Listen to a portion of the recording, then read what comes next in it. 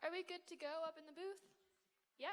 Awesome, thank you. I'm going to keep mine off, but you do whatever feels right. If I want to talk too, it's like scrunchy on my face. You have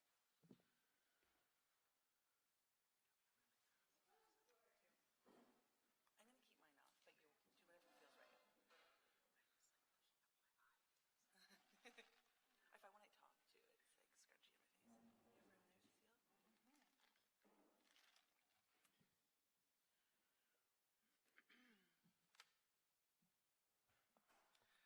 Alrighty, welcome everyone. It's so great to see so many friends, and I'm really excited that we're live streaming as well, but it's really nice to see so many of you in the room.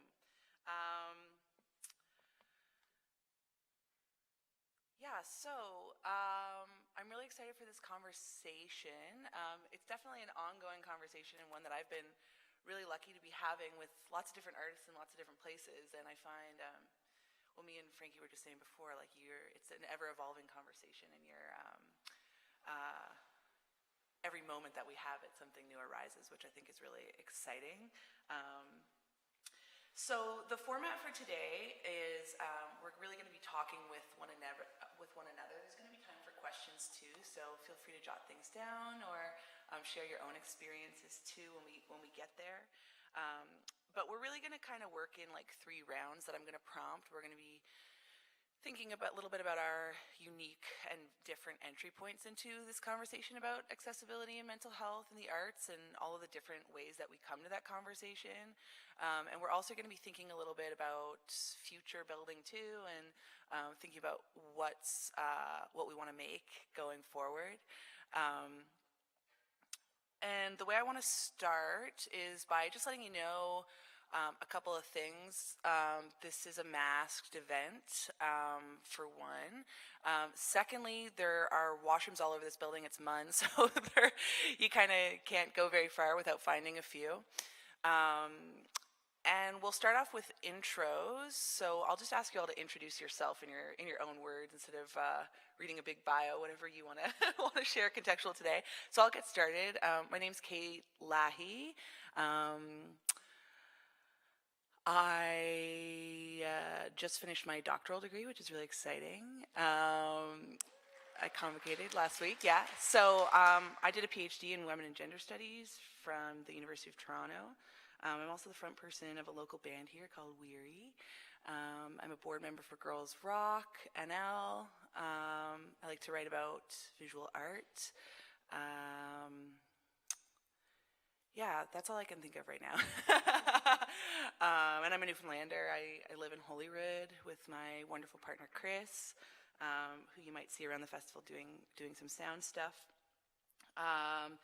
And I mean, contextual to this conversation, and nobody feel pressure to add this to your own intro, but I've been thinking a lot about accessibility the past few years as I'm grappling with, I was diagnosed with permanent disability about 3 years ago, and just dealing with a lot of chronic illness stuff and trying to figure out, as a musician, like how to make stuff work for me has been challenging, but also like really great. And I've had lots of amazing points of connectivity with people over it. So that's been a gift of continuing this conversation. And I also have been sober for 3 years, and that's a big change. Thanks. That's a big change in how I operate in music spaces and things like that. So that's a little bit about me, but I'll ask each of you in order just to introduce yourself with whatever you want to say, contextual. Okay. Hi, everybody. I'm going to get comfortable here. Yeah. My name's Cecile. I am an artist, and my project is Cecile Believe. Yeah, I suppose as an artist, I have access to this panel as an artist who also struggles with addiction, and have also been sober for 4.5 years, which has been a big change, and pretty illuminating as far as the reality of being a musician that is performing at venues, particularly that all serve copious amounts of alcohol. Yeah, I'm based in Los Angeles right now, and I grew up in Victoria, BC. Lived in Montreal for 10 years. Was quite active in the DIY scenes in Montreal, which I'm sure we'll touch on during this panel. And yeah, that's all I got right now. Thanks. Hi. Yeah, go for it. I don't even know if I can. You can do it. Hello, my name is Frankie, or my DJ name, Frankie Teardrop. I'm a DJ and a programmer. I co-founded a music festival based out of Montreal called Slut Island. It's a queer music festival, and I run a, monthly queer party series called LIP. It's not so monthly anymore after the pandemic. I'm taking a little bit of a break, but I do it occasionally now. Yeah, Slut Island hasn't happened in a couple years. We did an online festival in 2020 and then have kind of taken a break because we didn't really know how to go back into running events with COVID and all that. We were a bit nervous about it. But then this year I've put in work to write another grant for next year, so we'll see how that goes. And that's something that comes up in my mind with accessibility and mental health and everything, going back into running a full-on festival. And yeah, every year is just so different with who we're working with and what's going on in the world. So that's something on my mind these days, especially when I was writing the grant. I was like, okay, how are we going to do this? Get back into it. And working with money and where we want to put the money into making people feel safe or bringing people in from out of town and such. But anyways, we'll talk about that. So basically I lived in Montreal for 10 years and then I moved back to Vancouver, where I'm originally from, and to work in film, and now I'm a camera assistant over there. Oh, fun. But I am basically bi-coastal. I'm in Montreal a lot and in Vancouver. I've never heard that word. Bi-coastal. I've decided to call myself bi-curious, bi-coastal. I love it. Oh, it's fun. But yeah, I think, that's all for now. Awesome. Thank you, Frankie. Hi everyone, my name is Daisy.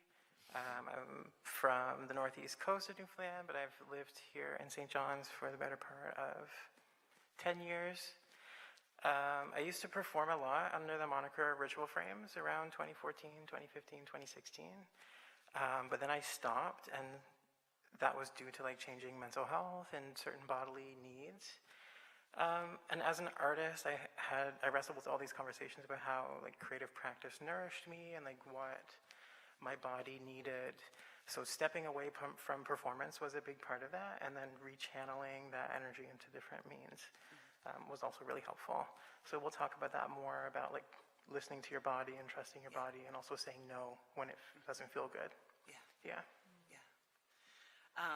Daisy's also, I know Daisy, so I want to brag about Daisy, but Daisy also just won the Emerging Artist Award and has a visual arts practice, and Daisy also organizes Girls Rock with me, so we have Frankie, we've been having that conversation a lot about, we haven't done an in-person camp for the last 3 years, but we've been doing all sorts of other programming, and it's a constant conversation that we're having is around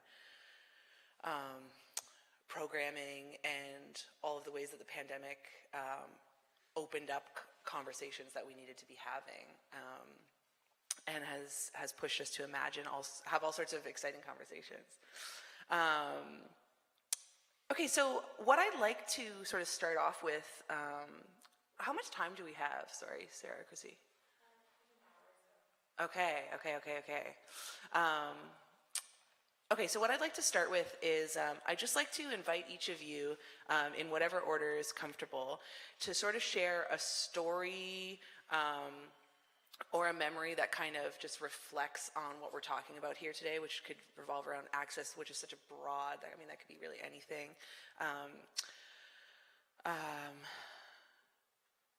From your personal experience, that kind of could be an entry point for us to start thinking about the conversation. Yeah. And I can get us started if need be.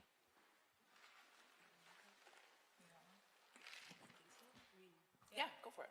I feel like, yeah, it's hard to, I mean, there's a lot of different ways I could go about this, but you brought that up, I first thought of, when I moved to Montreal, I got like scouted for the Concordia soccer team, so I was like just into sports. So I was like, Yeah. really loved soccer, and that's all I really thought of. And our soccer team would start going out to events and like partying at different like clubs downtown, and every single time I would go to these clubs, I'd be like, oh my God, this is so stressful. Like, what is this like party culture? Yeah. I hate it. And then I moved out of downtown Montreal up to the Mile End, and I went out with my roommate to this event, and it like completely changed my life in terms of like going out, listening to music, meeting people, even just like from where I paid money at the door. Like, it was a fundraiser for this like queer medical youth clinic, and they're like teaching you about it at the door, and then you like go in and there's like these amazing like queer and trans DJs playing, and like the music was like so awesome, and then people in the crowd were like really friendly, and there were safer space workers, and I'd never seen anything like that before. So that just like widened my eyes to like going out and feeling like safer space events, basically. Like, you're not, no matter what, at a public event, it's not safe, but it was like, it did feel safer, and I felt really comfortable at that party. And I also hadn't like come out yet or anything, so I was like seeing all these people that I was like, oh my God, these people are just like free right now. I want this. They're totally themselves. And I had been like kind of hiding with like the soccer team, like I don't want them to know that I'm queer, because we're always like in the change room changing, or like going out to these clubs with all these like dudes and stuff. Yeah. Boys and girls soccer team. Yeah. Yeah. Is this breaking? Oh yeah. But I think that made me be like, okay, that was the beginning of me wanting to maybe even get into DJing and to running events. Yeah. So I like looked up to them in this way that was like, okay, like seeing that, I wanted to get involved. Yeah. And go to their parties. But so I started volunteering at Head and Hands, which is the like queer youth like medical center there, and then from there fell into programming events and stuff. Cool. Yeah.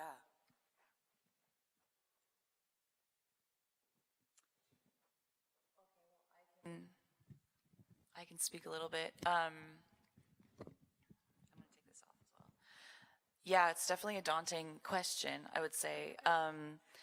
No, it's fine. I mean, it's just an entry point, but, you know, I was flooded with memories, a lot of which are, you know, shameful, like, especially as somebody who has partaken a lot. And yeah, like, talking about a little bit what Frankie was speaking to, I moved to Montreal as well from Vancouver and found it to be such a liberated space, city. And, you know, I immediately, I think, fresh off the bus or whatever, went to a party in a thrift store where there was a wedding dress party, and, you know, all the little boys and girls and theys and pre-theys and stuff, you know, were all wearing wedding dresses, and yeah, it was just big room of wedding dresses, and everyone was putting on a dress, and it just felt so free and fun. And I think throughout my time, especially in Montreal, I'll say like maybe before I got professional or something, like it was seeking out those spaces that felt liberated, and felt free from gender norms, particularly for me, as a girl who didn't really conform too well, and also in the, you know, early 2000s, kind of feeling as though it was pretty pretty binary, and particularly on the West Coast, it was very male dominated. Music is still very male dominated, but yeah, so seeking out a lot of these types of spaces that felt very free, and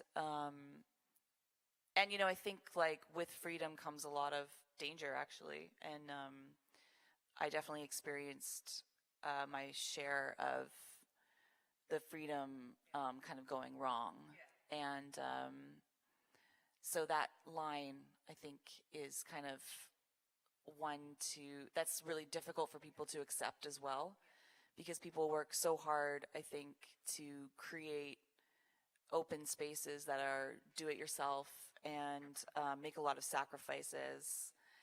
And so it can be difficult to acknowledge perhaps like when it's actually not safe, and when people are going there in a vulnerable place, and then there's, you know, compounded sort of abuse happening. But yeah, that's my little share. I'll take mine off too. That resonate, both of those sharings resonate with me.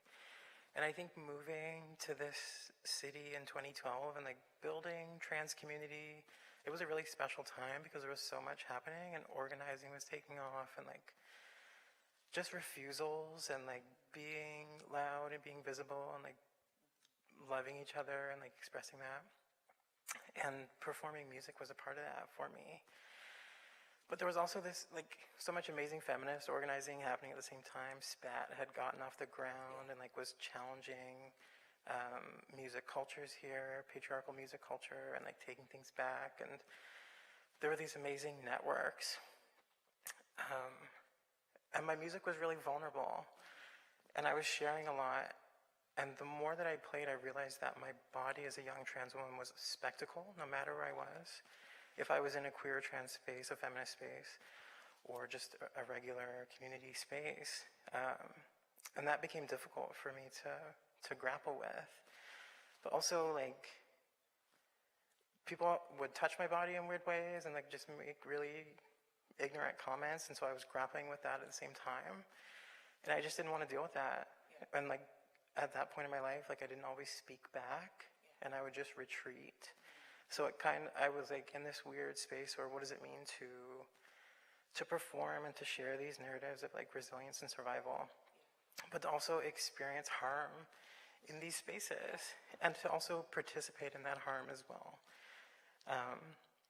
So I wrestled with all those feelings, and I stepped away from music for the most part, or from performing, because it didn't feel good, right? And I knew the love was there most of the time. But grappling with the harm was difficult for me.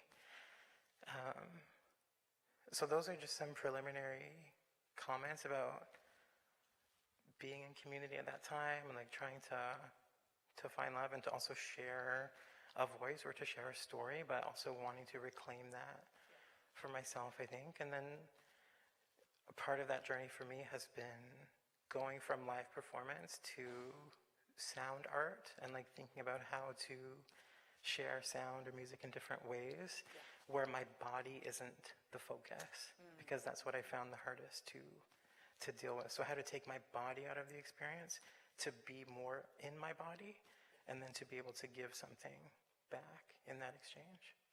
Yeah. Thanks, Daisy. Yeah, a thread I'm hearing between everybody's story is sort of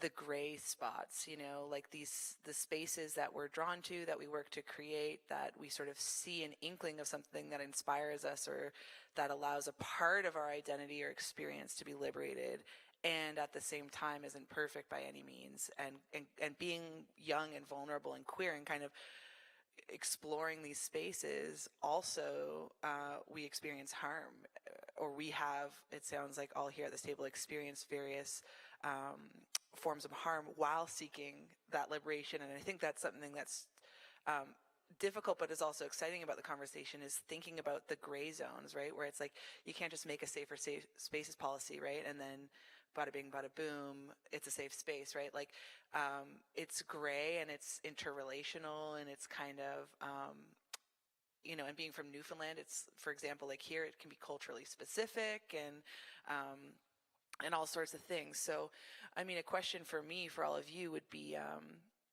whether as artists, as organizers, what have been some of the tactics that you've come up with that have failed, that have worked, that have been strategies, whether just for yourself or in an organizing capacity, to kind of navigate the gray zones, where it's like, okay, I'm comfortable, because something for me I find is I can be comfortable with one thing one day and not another day, depending on where I'm at with my needs. If I want to perform in a bar or if I don't want to perform in a bar, right? Like that can fluctuate and it's quite a gray zone. I don't always have a set of rules and then that's it for me, right? It can, I'm a human being, so it can fluctuate based on who's in the room, like where I'm at, things like that. So I guess I just wonder, like, what are strategies that you've kind of come up with to work through the gray zones? It makes me think of, say, running a Sled Island or Lip, and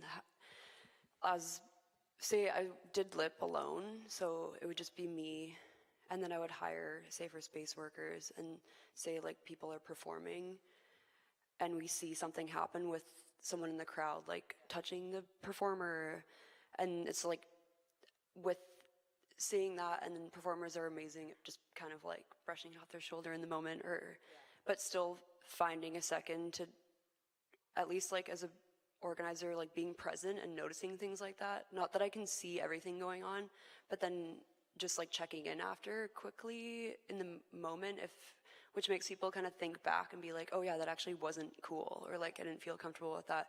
And then being able to like deal with it either the night of or even later. Yeah. Sometimes I find out about things that have happened at the event like a month later, and I'm like, what the? And it's like how to like listen to the people that you've booked or that are in your crowd, and like to take them seriously and show that you're there to make them like you're going to listen to them and you're going to do what you can to have them feel like they want to come back to your event, or that they want to be booked again or keep going with what they're doing with their project. So yeah, that conversation after these things happen, or even during, like making a strong mandate and making it really clear what your party is. So you're doing a queer event and you make it as clear as possible, like what's going to be going on that night, who's going to be there. So the people that are, if they see the poster or see your posts online, they'll go in with that mentality. And then other than that, if it's public, there are going to be random people that are going to be like walking by the venue, and they're going to wander in, and then they're going to see like all the people there maybe and be like, oh, this is not an event for me, or they'll cause like a problem. And then we deal with that when the time comes. But yeah, it's about like making a clear message of what kind of event you're running. Like if you can, it is difficult in moments, but yeah, it sounds like what you're saying to me is sort of setting an intention for one, and doing the trying, which is really hard. I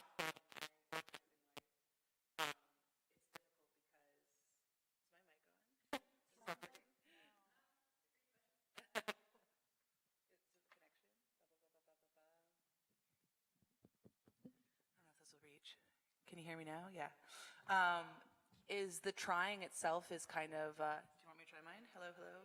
Is it okay? Is it on? Yeah.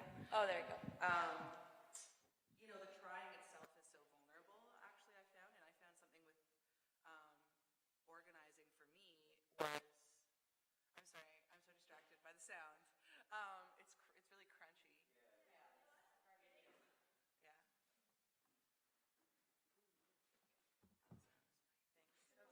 Okay. How's that? Woo! The trying itself is actually really vulnerable, and I really appreciate organizers who have a good stamina, because for me, it's like the vulnerability of the trying and is built in is the possibility of failing and letting people down, and not doing the thing that you intended to do and fucking it up, essentially. And that's a natural part of the trying. Super burned me out, and made me really anxious around letting people down, and not being able to follow through on the intention was super, super hard for me.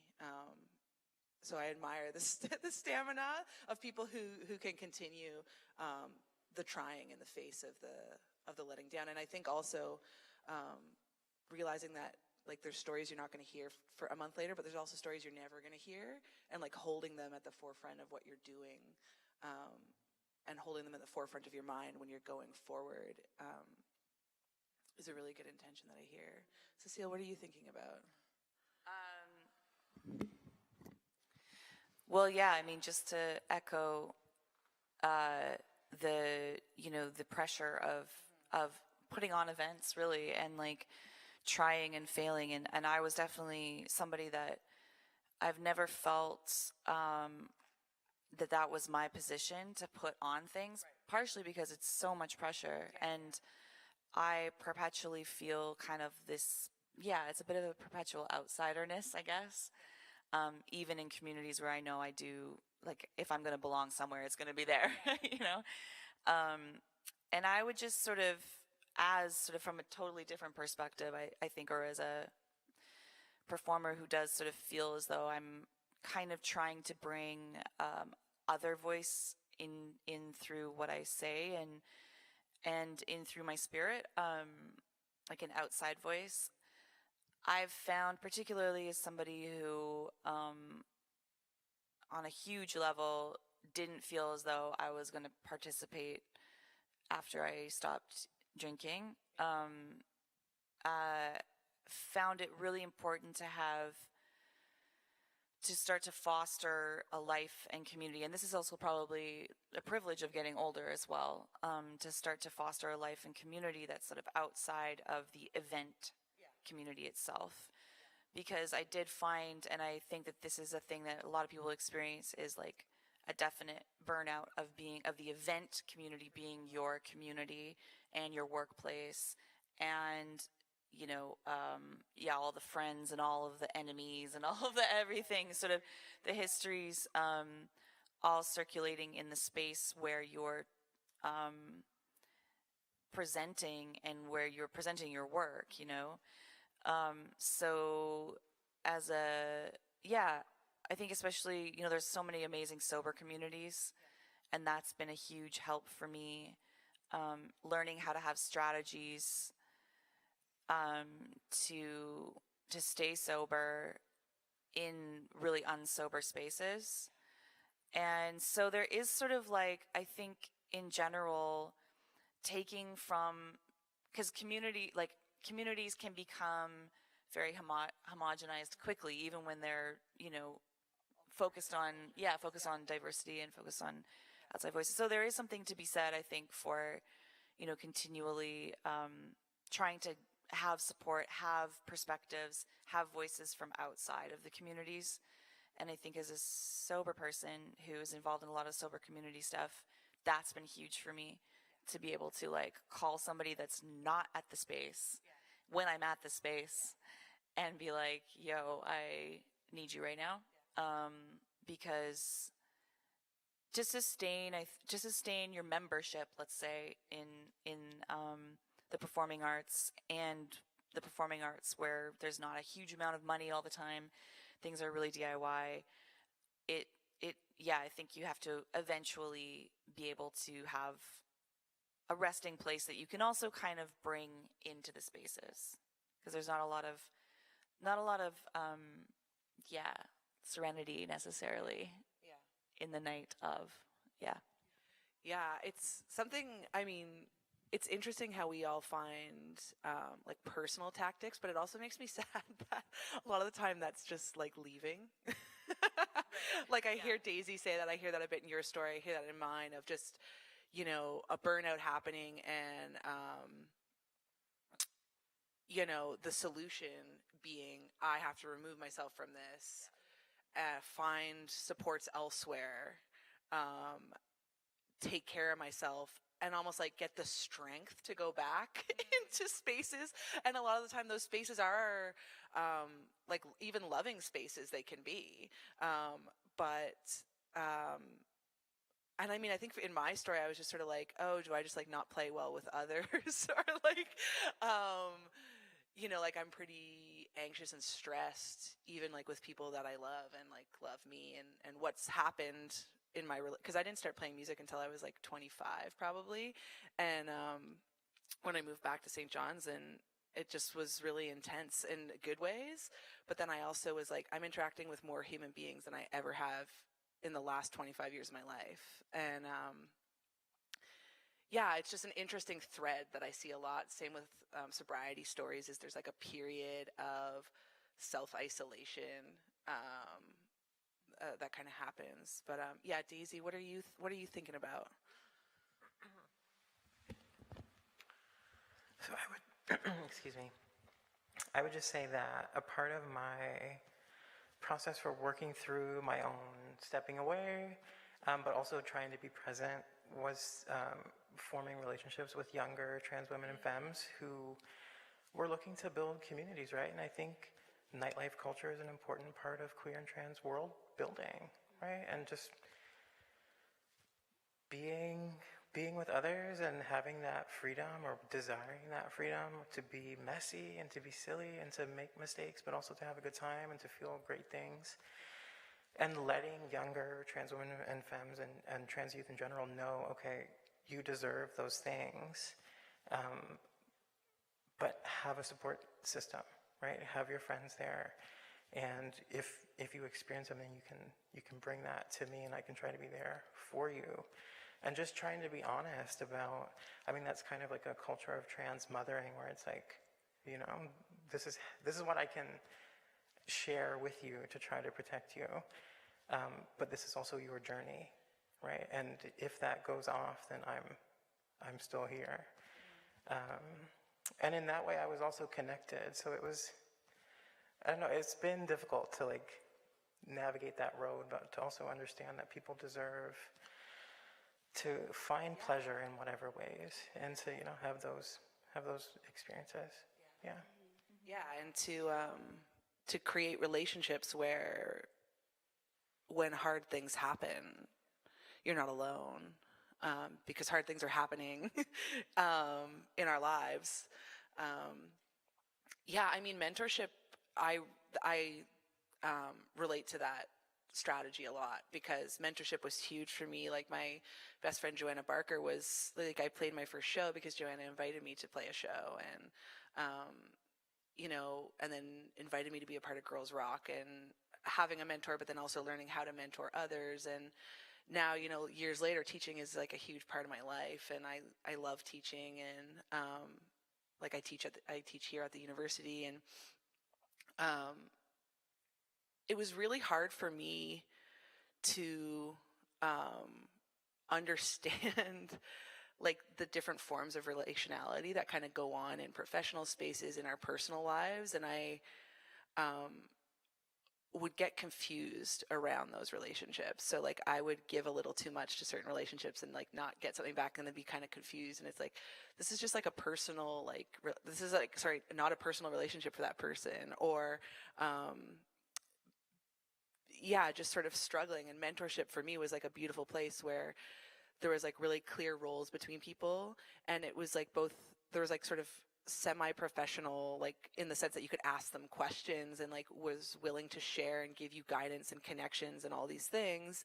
But at the same time was available for emotional support. And that was something I was really missing, was being in sort of professional spaces and being a really vulnerable younger person. And not having my needs met in that way, but also not understanding like when was appropriate or how to like get those needs met. And all the awkward like stumbling I did to find that. Mentorship at that time was like an anchor for me, and continued to be an anchor. You know, when it's like, when you retreat, no one there is asking how you are, but that mentor is still like with you on that path, and then you kind of give it forward to other generations. So that's a strategy that I really relate to. Yeah. I wanted to think a little bit about, I'm really conscious of time because I want people to be able to ask questions if they want to. But I want us to do a third round here, and I kind of want us to think about, and this could be work that you're already doing or just something that you're dreaming of. I asked this question at Sabby Fest last year, and there was some really fun, it went to some really fun places. But I mean, I guess if you were thinking about sort of going forward in the future, what is something that you would want to see to sort of build access for whatever your specific needs or wants are? Not thinking about anybody else, just your personal self. You know, what would an event look like? What would your artistic practice look like? What would your community building look like? Or what would your relationship practice be? Or your embodiment practices be for you? Sort of no limits. I can start a little bit.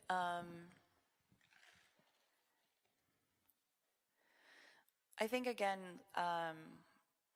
as a non-organizer, I think a lot about personal responsibility. And I really, just in the last question, I was really like thinking about what are the deeper reasons for having spaces that are open for an artist practice in general, and to me it's really about like I don't know, I think at least in this point in my life I'm just looking to give messages of love and also of like it's going to be okay, especially for younger people that are getting into the fray, let's say, and so I think primarily for myself of personal responsibility, and that's the responsibility to make sure that I arrive as clear and sober and as well taken care of internally as possible. And in that way, I have so much more to give, and I also have an opportunity to be present in spaces where, people are often trying to lose their minds in great ways, and the chaos that can ensue from that. So the personal responsibility to me is really about like how to take care of number one, and then going forth to like what now that I'm taking care of can I contribute and can I offer to those around me. Being of service is like a huge part of how I think about my practice now. Because it helps me keep going, to keep going. I don't know. I need another coffee. It helps me keep going. That still doesn't sound right. Anyway, so yeah, it helps me to go on to help others. That's what helps me, wrap my head around what I do. And I liked what you said also about the structure of mentorship and the structure of like, okay, I've been around for a couple decades now, so I'm going to see my role as like something different than someone who's just, there to have a good time. So yeah, personal responsibility is the first thing that comes to my mind personally. And that does also include, taking care of myself. So, indulging in certain things, like I'm going to buy myself an extra hotel room tonight because I don't want to have to find somewhere to sleep, so things like this. And that brings up money, which is like a huge issue, but yeah, also saying no to things where you're not going to get a good night's sleep because they don't have the money for a hotel room or whatnot, so there are definitely indulgences within the bubble of personal responsibility, which for me starts at making sure that I arrive serene as possible so that I can hold a loving space for the kids that come out to my shows who are just getting started in life of adulthood or whatever that journey is going to look like for them. So, yeah. Yeah, and just sort of like tying into mentorship, like I think about young Frankie going into a show and being like, oh my gosh, like this, as an artist, you have the opportunity to be that for someone, whether you know that or not. You're mentoring when you're performing to a degree, you're role modeling, you're being a certain way, you're offering a perspective, a worldview, you have something to say. so showing up in a certain way is sometimes a way that nobody's ever seen before, and is like, I want that for me for the first time. Especially without drugs and alcohol. Totally, Because that's totally. like, people are shocked, how do you do this without drinking? Yeah, It's yeah, like, yeah. well, yeah, Yeah, it's Yeah. possible. I don't totally. exactly know, but it's possible. yeah, and it can be better, and I mean, deeper connections can be possible too, like for me, like I love the merch table conversations. I love being able to show up in that way.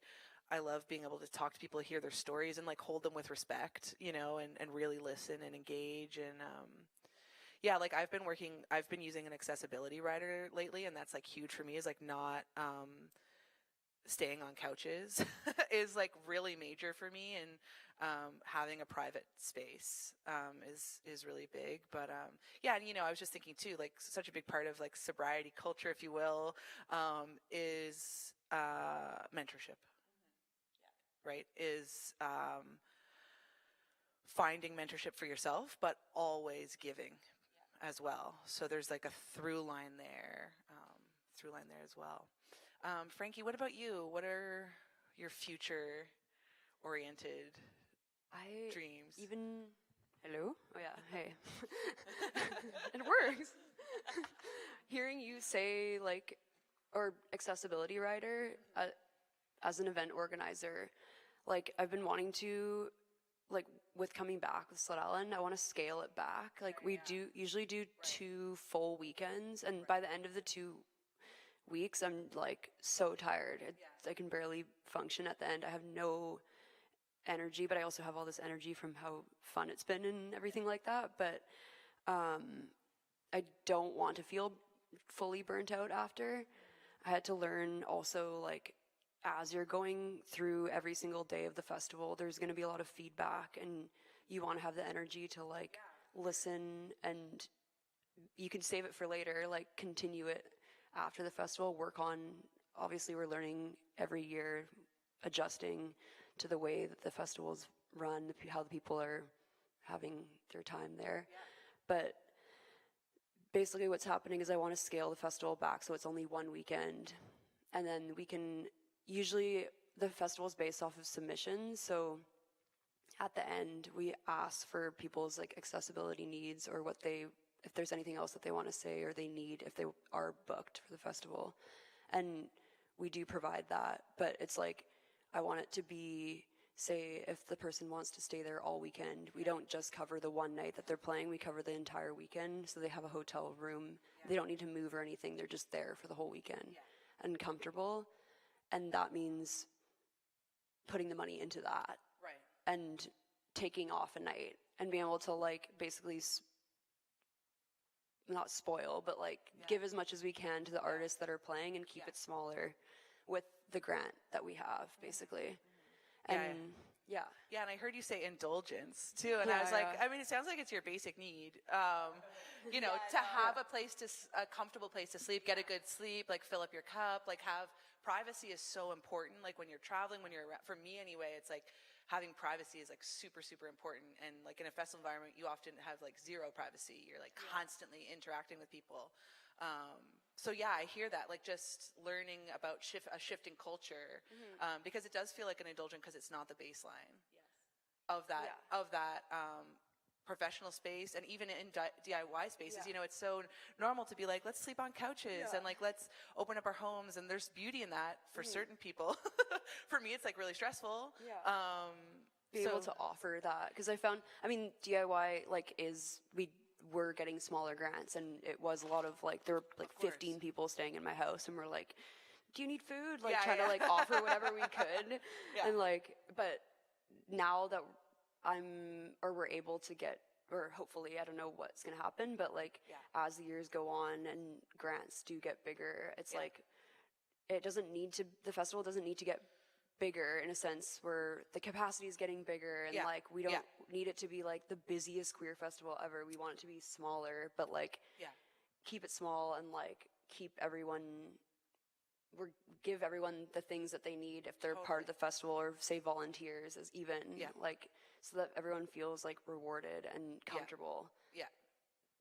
As much as we can, basically. And how you distribute those funds, and quantity of people, the length of the time of the festival, like all of those kinds of things. So yeah, I can picture that, like scaling it back, but having everyone have like a really fulfilling, having their needs met through the experience. And scaling it back, even with like, in Montreal, it's really hard to find wheelchair accessible spaces that are like Same in St. affordable. John's.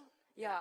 Or else It's they just get like so the structures. Yeah. Yeah. So it's like, I mean, there's Lorette, say, which is usually, you don't have to, it's free, I think still, and it's a wheelchair accessible venue. So it's like, we're always going to Lorette's, and it's like, gets maybe boring after a while, but at the same time, it's like, if we're going to book another venue that's like $3,000, it's like, okay, what do you want to actually, do we want to do it at the same space that people maybe are a little bit bored of, but it's still like got this, it's like still accessible, wheelchair accessible, and people are familiar with it. Yeah, and like some people are going to love the familiarity. Yeah. Or bring people into like, and bring people into another space like the Phi Center or something, which is a beautiful space in Montreal, but like not necessarily like people are going to feel comfortable in it because it's just got like it's like so new and kind of like, people wouldn't feel necessarily comfortable in another way. Yeah. And then we can use the funding from like maybe not booking at Phi Center for like a couple more nights for an artist or something like that. Like being careful about where you're putting the grant money. Anyways. Daisy, what do you think? So just when we're talking about funding, something like live streams, and you were mentioning this before the panel started, it's like live streams have changed my life because I'm connected to so many conversations that I would otherwise miss out on and like enrich. But then there's like my one experience trying to organize with live streams, we just did not have the funding for that event. It was like impossible. I'm like, well, who's missing out in this way? And so I'm like, where has all the funding gone?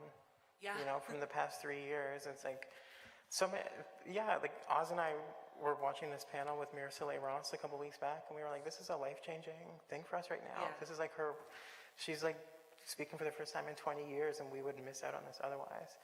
And it was like, it gave so much, right? Or just to be comfortable in our bodies too, in a way where I don't go out at night anymore because I just can't. It's like the recovery process is not worth it for me.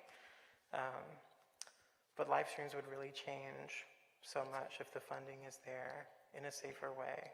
And then like, just in terms of my own participation in events, smaller venues or like gallery shows or house shows, I loved playing house shows as ritual frames because they were a really different environment.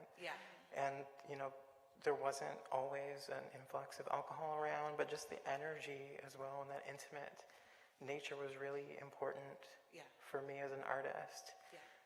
And I would probably, you know, be open to doing house shows again because they gave back to me in that way. Totally. Yeah, I can relate to that. And I mean, I'm even like that. Like, if I want to meet up with a friend, it's like I would rather come over to your house and be there than go and meet at a restaurant or a bar. Like, that's just me naturally as a person, and it's really cool. House shows are that.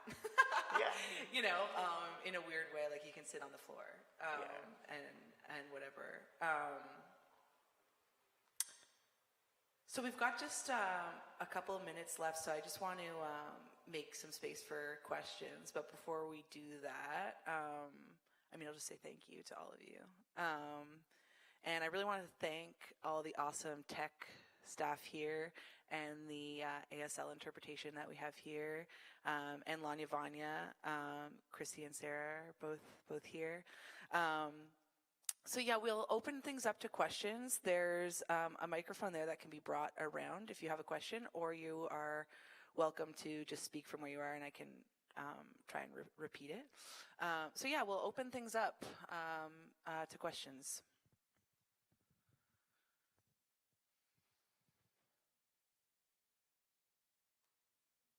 Yeah, Renee. I was hoping you would say something, Renee. This is Renee, and Renee is one of the organizers for Crip Rave, which is an amazing organization. Yeah, hi everyone. I'm so excited about this conversation. I love it so much, and I just took so much from everything that you all said and the different sort of entry points you have. Yeah, at Crip Rave we throw like accessible events and like support others to do that. And one thing from that work that has become like it's become clear is like the more we do it, the more questions we have. Yeah. And it's like the less I feel like I know. And part of the struggle being about like holding the tension of the question without having to arrive at somewhere. And so I'm just curious, like for each of you and the different ways you arrive at this work, either as programmers or performers or artists, are there any kind of questions that you're holding right now, or that you kind of return to when you like go to do a thing and maybe the answer looks different each time, or you just don't have one? Yeah. Oh, that's such a great question, Renee. I mean, I just have some right off the bat that I've been thinking about. Like, one is the way that asking for my accessibility needs to be met often makes me like socially ostracized. So like a lot of the time, like if I ask for certain things, like my seat will be there instead of with everyone else. Like I just did my convocation and like I had some accessibility stuff. So like I was put in a seat that I needed, but then I was like separate from everyone else. Right? Or like, you know, if I need the hotel room, well, the hotel's like 20 minutes away and like everyone's like staying in the same area and then like I'm over there. So that's like one that I've been holding a lot, is like what I need in one way isn't like always like there's other things I haven't been thinking about. Like, so in a practical way I think about what I need, but then there's like this sort of social cultural dynamic that I get kind of ostracized from accidentally. And that's really weird. And I feel really like it makes me kind of embarrassed and like singled out for like asking for what I need, or it makes me feel, I don't know, like high maintenance, or like I just get really self-conscious in those moments, like in a way that I don't at all when I'm sending the accessibility rider. And then all of a sudden when it's like being met, or like people are like fawning over me or like constantly talking to me about it or like whatever, I feel really overwhelmed and awkward. And like that's one. And you know, like another bigger one that I think a lot about is like when a lot of like feminist and queer organizing was happening, you know, over the last 10 years in thinking about like gender parity, especially in like safer spaces in St. John's. Like, I think a lot about how to like hold space for conflict, and like I just don't have an answer to that. And there's like moments, and then that intersects with sobriety for me. Like I think back to moments of like, did I deal with that right? And like, and when I have regret around how I did certain things, like how I can hold compassion for myself, but also for the other people there, and being a bit of a judge, jury, and executioner, I think for me is like, I don't know, like I have a whole lot of weird, totally unresolved thoughts about how to deal with conflict, how to deal with harm, and like the evolution of those conversations over my life as an organizer and artist for like the last 10 years. And violence, really, being a part of, funny enough, like what I talk about in my art is so much about trauma. So like violence is there in the room, whether it's in the room or not. And then when it is literally in the room, it's complex, and how I deal with that in the moment and how I deal with that after has evolved, and my own shame around like how I could or couldn't be in those moments. And so those are just like a couple of things that I think about with that are really on my mind lately. Yeah. That makes me think of, like, as an event organizer, but also, I guess, an artist too, how much, like, when you're organizing things and you care about the people coming into your space and you're trying to, like, make it as comfortable for everyone as you can. I'm constantly putting myself in such terrible situations. Like, I'm so uncomfortable. Yeah, I'm like, even spaces that, like, there's limited spaces in cities that are queer or something, like, that are like places that are affordable to book at or something. Yeah. And Montreal was a place where I was like throwing these events at venues where I've literally had the most like traumatizing experience of my life, like in those spaces, and then I have to go back to it the next week because it's like the only space that I can throw the Slut Island at. Yeah. And I'm like standing in the spot where the thing happened, and I'm like, okay, it's fine, everyone else is comfortable here, okay, here we go. Right. So I think about that sometimes, and I'm like, oh, it does, I mean, it gets me, it's cool to be able to like deal with it and then have better experiences. True. The more I go there, I'm like, okay, I've done like 6 events now in the space and everything's been okay. Like, but yeah, thinking about that as like programmers prioritizing like other people usually, or hopefully it's like that. Like you want to be able to have the people that are playing your events and the people that are going to your events come up to you and be like, I hate this part, or like you want to be able to talk with them about it. For and sure. I find whenever people have feedback about an event, it's because they're telling me because they know that, hopefully they're telling me because they know that I'm going to listen and I'm going to work on it and I'm going to try better the next time if something does happen that is shouldn't be happening in the space, or if there is someone there that is making people feel uncomfortable. And that's a lot to hold. And like the cost, right? Like the self-sacrifice, and like I find that with Girls Rock, like, because when we're dealing, especially with like youth, you're like, I will like jump in front of this bus before I let you like feel that way, or and you project so much of your own trauma like in that intergenerational way of like, I don't want you to experience what I experienced, and you kind of can really self-sacrifice to a super extreme, and like the costs can be high, I guess. The costs can be really high. Yeah. Just thinking about spaces in this city too, and like, as long as I've been in queer and trans community here, people have wanted a dedicated, safe, sober alternative that is accessible and that is open and inviting with resources and supports. And I think we're getting there. Yeah. So that is like, that's holding me, or like seeing different alternative approaches to doing festivals like Lawnya, Vawnya, or the supports that are actually showing up to the room, like Planned Parenthood. Yeah. But then also like the presence of intimacy coordinators or like accountability coordinators has been growing and organizing. For I've sure. seen. So like knowing that is also, I don't know, I'm comforted by that too. Yeah. Yeah, me too. Yeah, and like I was just thinking too, as you said that, like the cost, like the financial cost is like something, like we just put on a set of shows at Eastern Edge, and I was like, okay, like I want to figure out like, okay, well, I'm an artist, but that doesn't mean I can't organize our own show. And like the traditional way that you do a show in St. John's is you book it at a venue that the doors open at like 10, and it's, you split the cost of the sound person, they get the bar, and you get the door. So like the reason that you get the venue is because of booze. So like you're paying for a venue in alcohol consumption. And I was like, whoa, I never thought of it that way. And then I was like, okay, so like we're gonna book 2 shows at Eastern Edge, and it's wheelchair accessible. Like we were able to do like a quiet space. Like we had a green room for us.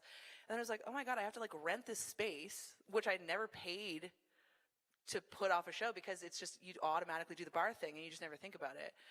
And then, yeah, it was just such a trippy experience to me because I was just like, I lose money to make it more accessible. So like, we don't make money off this show because we have to pay for the sound person entirely. We have to rent the gear. We have to rent the venue, like et cetera, et cetera. And I was like, okay, so, there's just such this capitalist undertone where it like profits to make things inaccessible. And part of profiting is based off of alcoholism and, well, I should say alcohol. And, it's sort of an exploitation of those vulnerable spaces. And then at the same time, it's like, when you independently want to change that, you kind of have to pay these costs, emotional costs, psychological costs, physical costs, financial costs, and sort of trying to think about how we skirt around that, or that was just like a mind-blowing experience to me that like makes me think a little bit about what all of you are saying is the financial piece. Yeah. We are at an hour, so I want to be respectful of everyone's time. I'm sure we could take one more if there's any pressing questions from anybody, and if not, we'll say goodbye. Anybody dying to ask something right now? Okay. Well, thank you all for being here. Thank you so much, Cecile, Frankie, and Daisy. I feel like this is just like the beginning and there's so much more to say, so that's hard for me right now to say goodbye. And thank you all for coming up to MUN on this foggy day and being here with us. And again, thanks to the organizers, to the tech, to Lawnya, Vawnya, to our interpreters here. There's a live stream, which is really fun and exciting. Yeah, we'll see you around. Okay, thanks everyone.